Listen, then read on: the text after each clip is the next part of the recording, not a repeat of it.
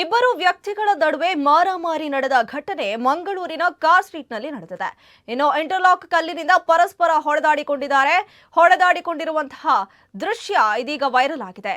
ಇನ್ನು ಹೊಡೆದಾಡಿಕೊಂಡಾಗ ಬೀದಿ ಬದಿಯ ವ್ಯಾಪಾರಿಯೊಬ್ಬರ ಕೆಲವು ವಸ್ತುಗಳು ರಸ್ತೆಯ ಮೇಲೆ ಕೂಡ ಬಿದ್ದಿವೆ.